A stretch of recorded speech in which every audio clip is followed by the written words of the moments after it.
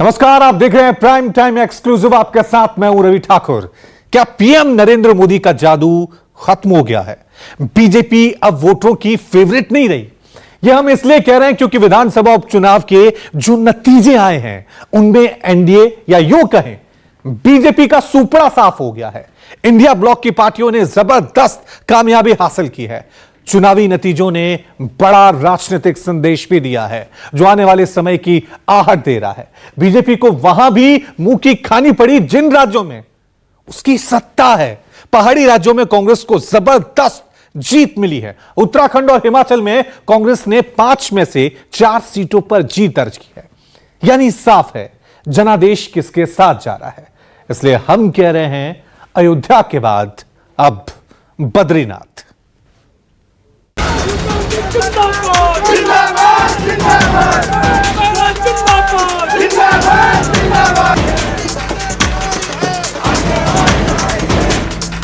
जनता भगवान के आशीर्वाद से भारी बहुमत से हम जीतेंगे। बद्रीनाथ की जनता ने चुनाव लड़ा है और पूरी बद्रीनाथ की जनता को मैं बहुत बहुत धन्यवाद देना। पूरे देश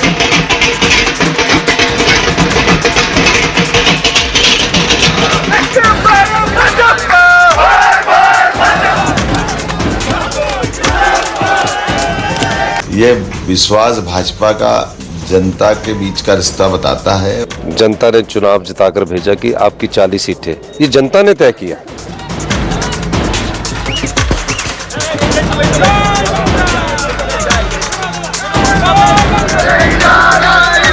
उत्तराखंड की जनता तक परिवर्तन का संदेश जरा सा देर में पहुंचा।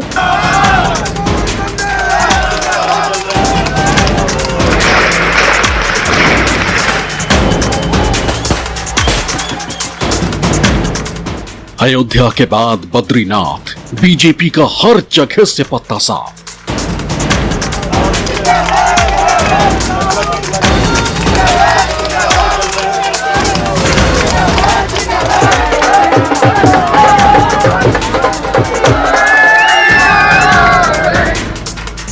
उपचुनाव में इंडिया छाया, एनडीए हार से घुटनों पर आया।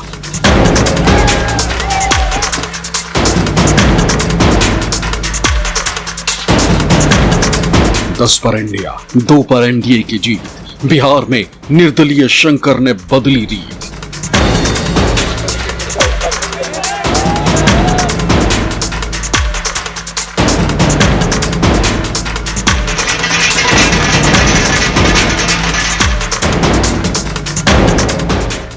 उपचुनाव में इंडिया का बढ़ा जनाधार, दिल्ली तक गूंज रही एनडीए की हार।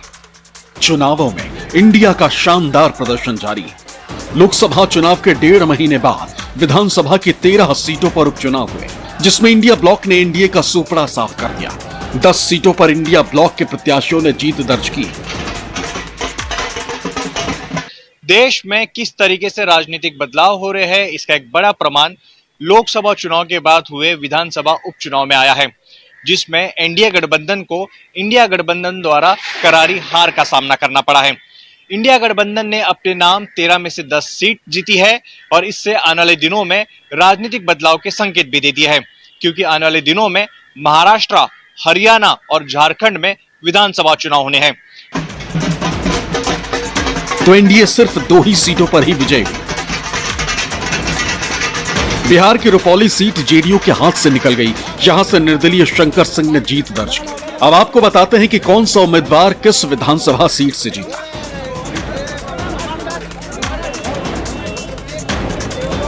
हिमाचल प्रदेश में राजनीतिक खेल की शुरुआत राज्यसभा चुनाव से हो गई, जब बीजेपी ने बड़ा उलटफेर करते हुए राज्यसभा की सीट पर जीत दर्ज की। 3 निर्दलीय विधायकों ने बीजेपी का दामन थाम लिया। तीनों जगह उपचुनाव हुए तो बीजेपी ने निर्वर्तमान विधायकों पर दाव आजमाया, लेकिन 2 जगह हार का सामना करना पड़ा। देहरा सीट पर मुख्यमंत्री सुखविंदर सिंह सुक्खू की पत्नी कमलेश ठाकुर ने जीत दर्ज की। उन्होंने बीजेपी उम्मीदवार होशियार सिंह को 9,399 वोटों के अंतर से हराया। कमलेश को 32,737 वोट मिले तो होशियार सिंह को 23,338 वोट। नालागढ़ सीट से कांग्रेस के हरदीप सिंह बावा ने जीत दर्ज की। उन्होंने बीजेपी के केएल ठाकुर को 8,990 वोटों के अंतर से शिकस्त दी। हरदीप सिंह को 34,608 वोट मिले तो केएल ठाकुर को 25,618 मत ही मिल सके। हमीरपुर सीट से बीजेपी के प्रत्याशी आशीष शर्मा ने जीत दर्ज कर पार्टी की इज्जत बचाई। उन्होंने कांग्रेस के डॉक्टर पुष्पिंदर वर्मा को 1571 वोटों के अंतर से हराया। यहां कांटे की टक्कर रही। आशीष शर्मा को 27,041 मत मिले तो कांग्रेस के डॉक्टर पुष्पिंदर वर्मा को 25,470 वोट मिले। पंजाब के जालंधर पश्चिम सीट पर आपने एक तरफा जीत दर्ज की। इस सीट को मुख्यमंत्री भगवंत सिंह मान ने साख का सवाल बना रखा था। उन्होंने लोकसभा चुनाव के बाद से ही जालंधर में डेरा डाल लिया था। यहां से आप उम्मीदवार मोहिंदर भगत ने बीजेपी के शीतल अंगुराल को 37,325 वोटों से हराया। मोहिंदर को 55,246 तो शीतल को 17,921 वोट मिले। उत्तराखंड की दोनों सीटों पर कांग्रेस ने जीत दर्ज की। यहां कांटे की टक्कर मंगलोर सीट पर रही। बद्रीनाथ सीट से कांग्रेस के लखपत सिंह बुटोला ने 5,224 वोटों के अंतर से जीत दर्ज की। उन्होंने निवर्तमान विधायक और बीजेपी विधायक राजेंद्र सिंह भंडारी को हराया। भंडारी पिछले चुनाव में कांग्रेस के टिकट पर जीते थे, लेकिन पाला बदलकर बीजेपी में शामिल हो गए थे। लखपत सिंह को 28,161 तो राजेंद्र सिंह को 22,937 वोट मिले। मंगलोर सीट पर कांटे की टक्कर रही। यहां कांग्रेस के काजी मोहम्मद निजामुद्दीन ने 422 वोटों के अंतर से जीत दर्ज की। उन्होंने बीजेपी के करतार सिंह भड़ाना को हराया। काजी मोहम्मद को 31,727 वोट मिले तो करतार सिंह को 31,305 मत हासिल हुए। पश्चिम बंगाल के रायगंज सीट से टीएमसी के कृष्ण कल्याणी ने जीत दर्ज की। उन्होंने बीजेपी के मानस कुमार घोष को 50,077 वोटों से मात दी। कृष्ण कल्याणी को 86,479 वोट मिले तो मानस कुमार घोष को 36,402 वोटों से संतोष करना पड़ा। रणघाट दक्षिण सीट से टीएमसी के मुकुटमणि अधिकारी ने 39,048 वोटों के अंतर से जीत दर्ज की। उन्होंने बीजेपी के मनोज कुमार विश्वास को हराया। मुकुटमणि को 1,13,533 वोट मिले तो मनोज कुमार को 74,485 मत हासिल हुए। बगदा सीट से टीएमसी की मधुपर्णा ठाकुर ने जीत दर्ज की। उन्होंने विनय कुमार विश्वास को 33,455 वोट से हराया।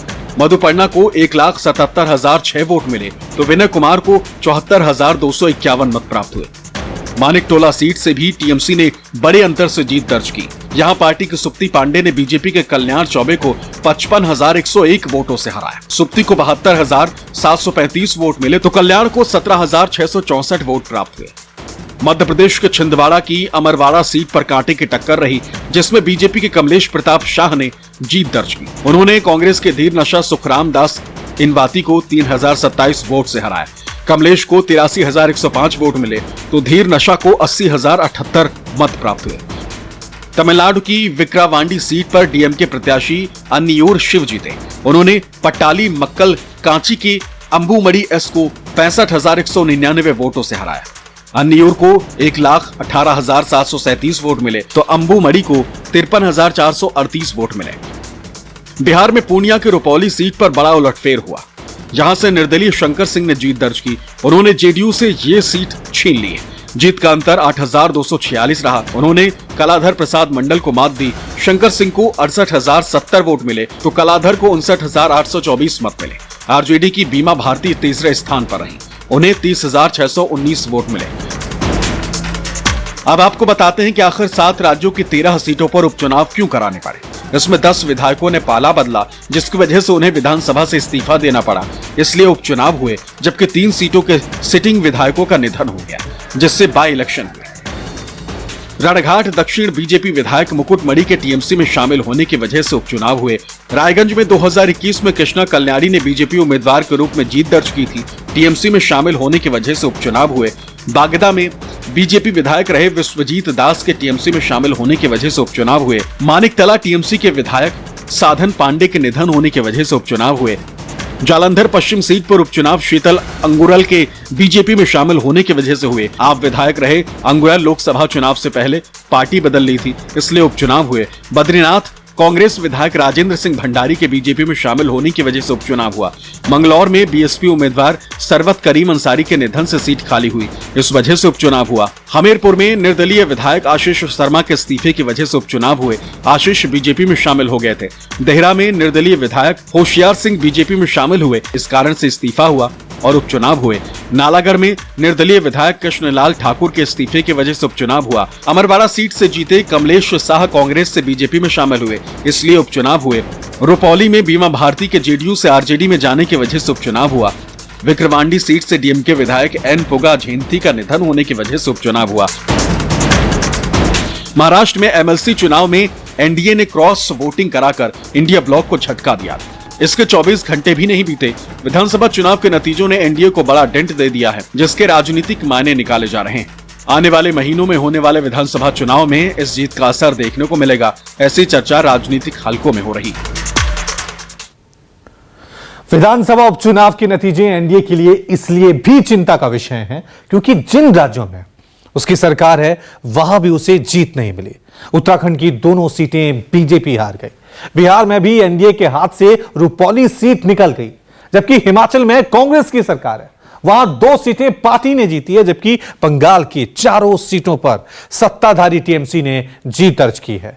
तमिलनाडु में डीएमके ने अपनी जीत बरकरार रखी है। एनडीए के लिए अपवाद मध्य प्रदेश रहा है, जहां की सीट पर पार्टी ने अपना दबदबा बरकरार रखा। इधर जैसे ही चुनाव के नतीजे आना शुरू हुआ, जश्न का सिलसिला भी शुरू हो गया। बिहार, पंजाब, हिमाचल, पश्चिम बंगाल, उत्तराखंड, अबीर, गुलाल, मिठाई, ढोल नगाड़े, ये जीत का जश्न है। ये खुशी बहुत कुछ कहती है।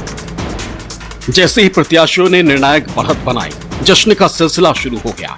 बिहार के रुपौला से लेकर बंगाल के रायगंज तक खूब पटाखे फूटे। पटाखों के बीच राजनीतिक आरोप प्रत्यारोप भी चलते रहे। कांग्रेस अध्यक्ष मल्लिकार्जुन खड़गे ने जीत पर खुशी जताई। उन्होंने सोशल मीडिया पर लिखा, विधानसभा उपचुनाव के सकारात्मक परिणाम के लिए हम जनता के सामने नतमस्तक हैं। उन्होंने जहां जहां कांग्रेस पार्टी के उम्मीदवारों के लिए वोट किया, इसके लिए उनका तहे दिल से धन्यवाद व आभार। विपरीत परिस्थितियों में सभी कांग्रेस कार्यकर्ताओं की मेहनत और प्रयासों के लिए हम उनका अभिवादन करते हैं। ये जीत दर्शाती है जनता ने भाजपा के अहंकार, कुशासन और नकारात्मक राजनीति को अब सिरे से नकार दिया है। ये मोदी शाह जी के गिरते राजनीतिक साख का भी प्रबल प्रमाण है। जय हिंद, जय संविधान।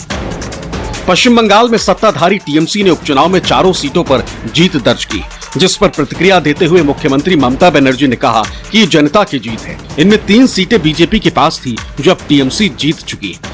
4টে সিটের মধ্যে 3টে সিট ছিল বিজেপি, লোকসভাতেও ছিল, বিধানসভাতেও ছিল, সেটা তৃণমূল কংগ্রেস জিতেছে।